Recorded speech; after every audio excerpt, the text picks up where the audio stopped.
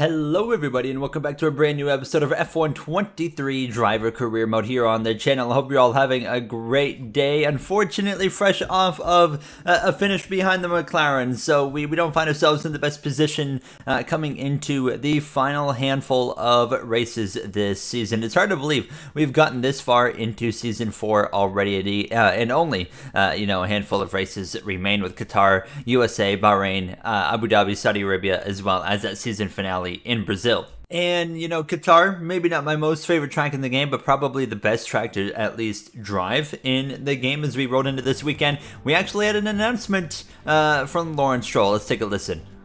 It's with a heavy heart that I announce today that Aston Martin will be leaving the sport at the end of this year. I want to thank everyone for welcoming us with open arms, but it's now time to move on. Justin Marks and Trackhouse Racing have agreed to purchase all assets of this team going forward.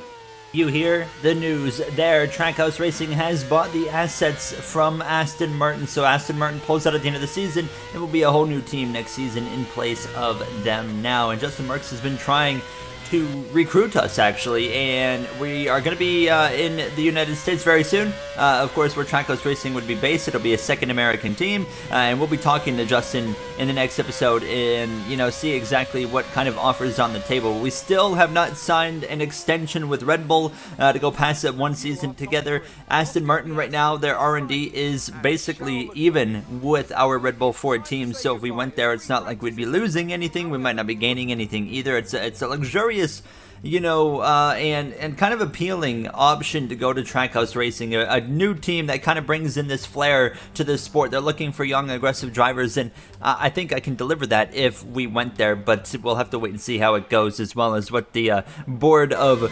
directors think now, which is also known as the comment section of these videos. Let me know your thoughts down below. I've seen the paint scheme or the livery.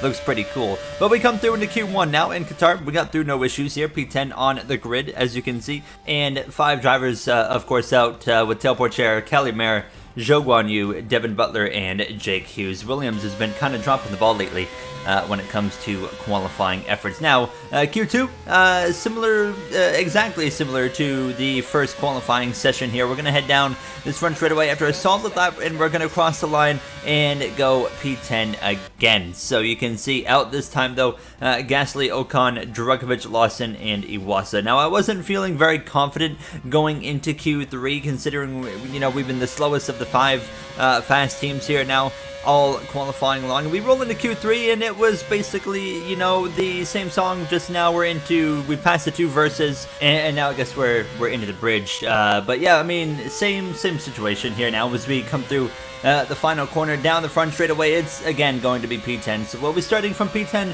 on the grid here, and Qatar couldn't go faster on the second lap. It's Albon, Leclerc, Sainz, Piastri, and Jackson, the top 5, with Verstappen, Norris, Tsunoda, Russell, and myself rounding out the rest of that top 10. As usual, some work to do. Let's get ready to go racing here in Qatar as we try to close in on points. Welcome back to Qatar, and the desert sands of time are running out this season for some of our drivers. Lights out are just moments away. This, the 4th race in the Middle East.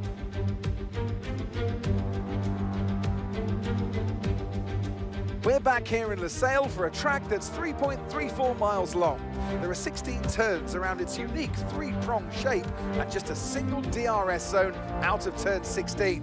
It's fast and it's flowing, and there's a good overtaking opportunity with DRS down the long straight and into turn 1.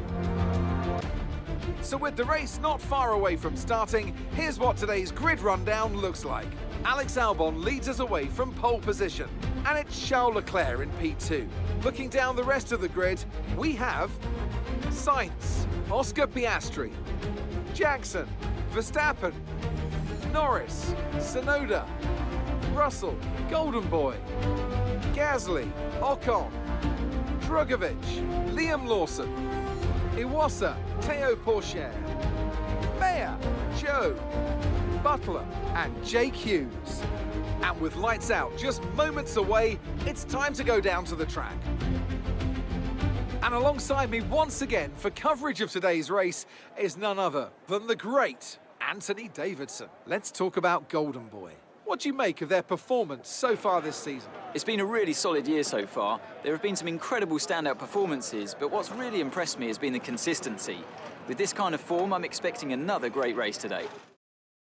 Ready to go green then here in Qatar now, starting from 10th place on the grid now, as of course tire strategy, it's going to be mediums to hards, and we'll see if we can work our way forward. Going to be a crucial run down towards turn 1 here from Qatar. Let's get ready to roll for that formation lap here. Albon on pole. The formation lap gets underway, and every driver will be looking to settle in for the race ahead, making sure that their car is ready for the battle once the lights go out. Only 2 cars and 1 team on the mediums. That's just Red Bull, Ford, myself, and my teammate of Verstappen, who starts P6. Every single car outside of us starting on the softs. We're almost ready to start the race as the cars take their positions on the grid, with the drivers and teams making their final preparations. All right, mate, let's get after it tonight. A crucial race to keep our hopes alive here. Yes, sir. Let's have fun tonight, guys. I'll work forward as quickly as I can. We're ready to roll then from Qatar now, as Albon has been a bit hot, to say the least, as of late, winning back-to-back Grand Prix. Can he go 3 in a row like he did at the very beginning of the season? With how close the field is, I think that's going to be a major challenge here now. But nonetheless, we're ready to race in Qatar now. A crucial race for our title hopes. We got to find a way to beat the McLarens. Simple as that. It's going to be lights out. We're underway here in Qatar now, and it's a slow start. It's a terrible start. We can't go at all. What's going on here? Look at the bottom right. You can see it. So something's gone wrong, and I've had a glitch. I didn't realize it yet, but my brake pedal is giving input when I'm not pressing the brakes, so it just was not allowing the car to go. So then I had to pause the game and kind of break the immersion a little bit here, because I was a little bit confused of what was going on, and I was messing around in the settings. Nothing fixed anything. I actually had to just quite simply unplug my pedals and plug them back in, and they were fine after that. So we'll return to the racing here, and back in on the focus. So right here in front of Esteban Ocon, tail Portier, but look at the gap we're gonna have to make. We lost 5 positions, going a little bit wide right there, just kind of taking it. Don't even get a penalty because we lifted enough to avoid one, but not ideal.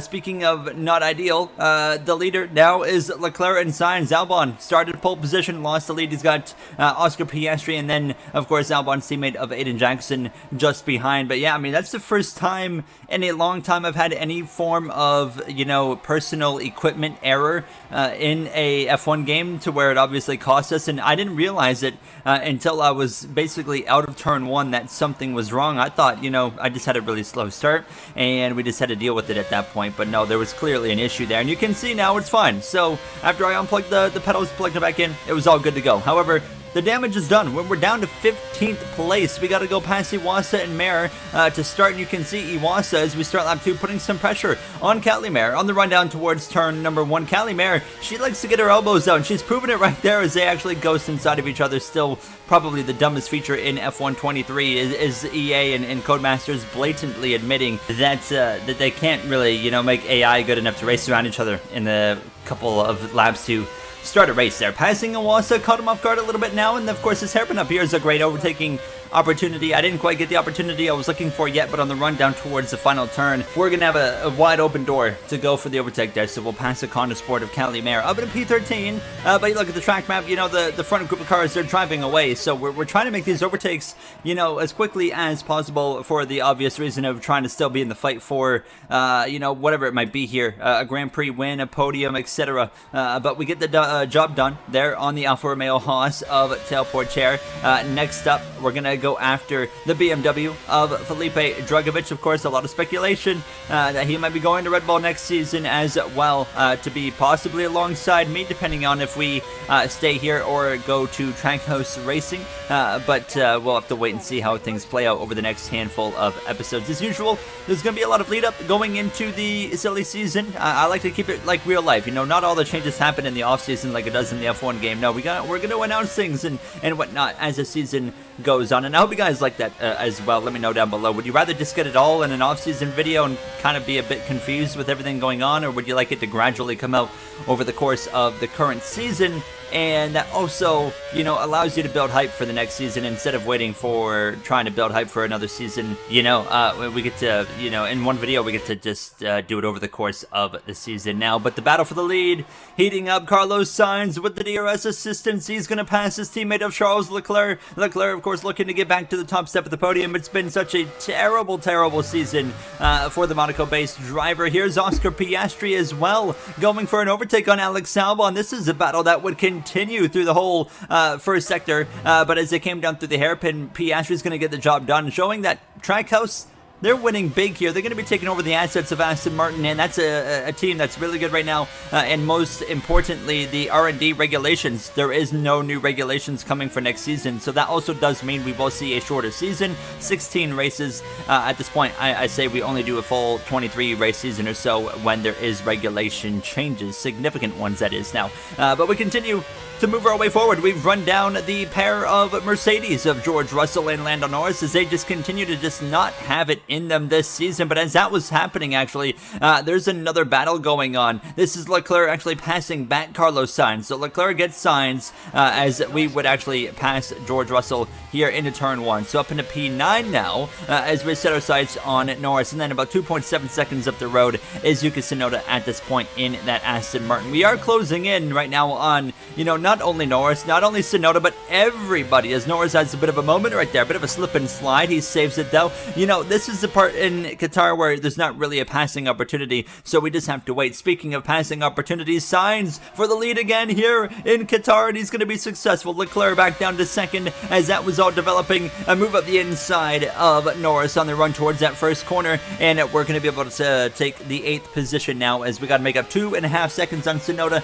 4.5 seconds on our teammate of Max Verstappen. The battle again. Leclerc back to the lead for the, second time now in this Grand Prix. These guys have swapped a few times, and it's so far working. It's keeping Ferrari first and second with Piastri and Albon just behind now. Aiden Jackson currently just a little bit further back down in 5th place, but he's hanging on, you know, to the back of his teammate of Albon, and most importantly, just hanging on to that train of cars. Now, fortunately, all those cars being together, although they're fast cars, they're slowing each other down. So that rough start that we had, it might not be the end of the world because they're slowing you down each other so much that we might actually be able to get up into the fight by the time, you know, this race is coming to within maybe the final 5 laps. Now, a safety car would change everything, but pit stop's already kicking off here. This is Albon coming in with Leclerc on lap 12, so they box. This is coming to lap 13, of course, now. So those two are going to do a bit of an undercut. We'll see if that pays off now as we come through onto the 13th lap, and you can see, you know, we have slashed the gap in half to Verstappen. We have cut it over in half to Tsunoda as well. We are absolutely flying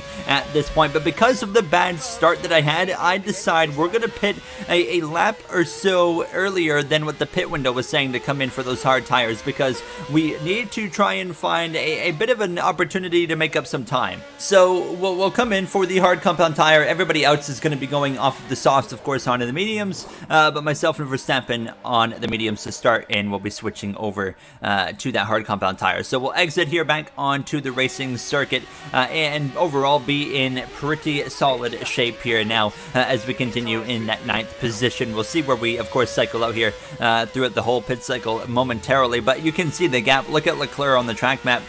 He is long gone down the road, so it's going to be very, very tricky now as well to be able to run them down without a safety car. Let's just hope they start battling. Let's hope they get all close together and they can't really pass, but they make some attempts to pass, if that makes any sense. Lap 15 at this point, and you can see we got past Lando Norris, who's just coming into the pits now. Tsunoda has come out just in front of us, and actually a really solid job he did, keeping himself ahead of myself 1 second up the road, but we would condense this gap under a second to the Aston Martin now, and they're what will be this team's final ever Qatar Grand Prix, of course, now, but just a little over 13 laps to go. There is still time to go, maybe at least I would say fight for a top 5, and honestly, I think a win is in the cards here now. We set the fastest lap of the Grand Prix. Not close enough, of course, to make a move on Tsunoda quite yet.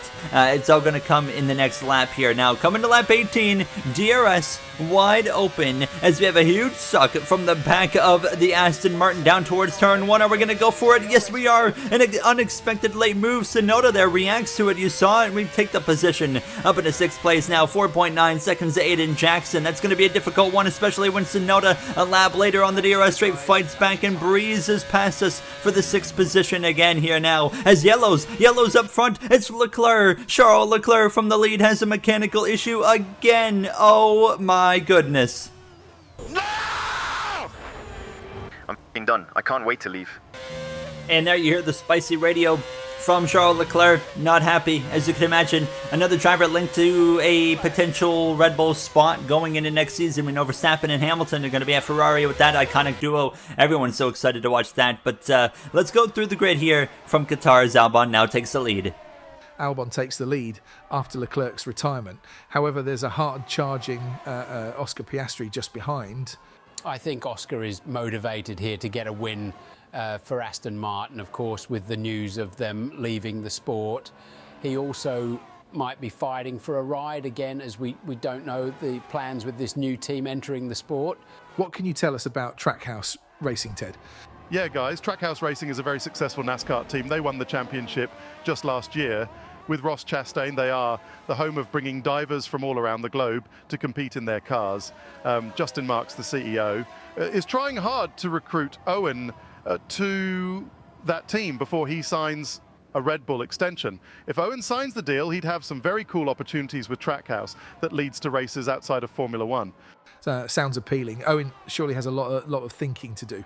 We barely talked about other drivers, but that is through the grid here in Qatar. And there you have, through the grid here in Qatar, as Albon out in front by only half a second over Oscar Piastri. Don't count out that Aston Martin now. They're still looking for that first win of this season. Of course, they haven't won since we were able to bring them to the top step of the podium back when myself and Fernando were the Aston Martin lineup. Now speaking for the battle for the lead, here goes Piastri to the outside of Albon. He takes it. Oscar Piastri and Aston Martin to the lead here in Qatar. Can they pull it off today now as Piastri signs Albon all make up this current podium now as we're trying to fight in closer, and it was happening. You can see that my teammate of Verstappen, who I totally forgot to mention, pitted way later than I did, and that's why he came out behind me. But we were pulling him and Tsunoda along with us, and we were about to join this battle. We're coming to 5 laps to go in this Qatar Grand Prix, and you can see we are officially here once we get into the DRS anyway, so we only need a few more tenths of a second, and as we come through the final corner, we actually lost a little bit, but then gain it back, and then some. We cut it down to about 1.1 as we head down this front straightaway. We have, you know, a potential opportunity to win this Grand Prix if it gets a little bit wild. We need some drivers to tussle a little bit. We need some battles for the lead, etc. So let's wait and see what happens, but we are continuing to make some headway now. 1.5 seconds, and it did stretch up to 1.4, but you can see we're able to just reel it right back into the point where it would come down to 0.7 of a second before the end of this lap. These hard tires that myself, Tsunoda, by the way, has, and Max Verstappen have, it's just really just firing off right now as we have the DRS coming to 4 laps to go. Aiden Jackson runs 4th. We want to beat not only him, but both McLarens, of course, now to keep ourselves in the championship fight. Albon up the inside of Piastri going for the lead. Not successful, and it slows them down even further, which is going to open the door of opportunity wide open for myself. We are into the battle now, as you can see, as Piastri, Albon, Sainz, Jackson just in front of us, behind us for 0.9 of a second. Max Verstappen, who was able to pass Tsunoda, who seems to be fading late in this Grand Prix. 3 laps to go, right on the back of Aiden Jackson at this point on the run down towards the hairpin. Up the inside we go, wheel to wheel with the British driver now as we'll take it. I forced him out a little bit wide, not what I wanted to do there, but I just kind of opened up the wheel a little bit and then committed at that point. So up into 4th place now. We're in striking distance, in DRS distance already of the Ferrari and the Spaniard of Carlos Sainz. Unfortunately not close enough to do anything down towards turn 1 with 2 to go. A slip and slide from Sainz. This pass is going to be absolutely crucial on determining if we can go fight for a victory. Another slip up there from Sainz, and again that allows me to do this, a move up the inside into the hairpin. This will bring us through into this 3rd position. Hold on, is Sainz going to fight this back? No, he is not, and now we're free to set sail and go run down the 2 cars ahead. I don't think we're going to win unless Albon makes a move. That's the only way it's going to happen. Final lap here in Qatar, and Albon has a run. There he goes up the inside. This is absolutely perfect scenes for us here, and Albon, he's a little bit loose. He saves it, but that compromises him and Piastri. We swing to the left side. We'll pass Albon for the second position, and Piastri as well lost so much time from that bodacious move from Alex Albon that it brings us right into the fight here. Now, we want to pass him as quickly as possible, but if we can't quickly,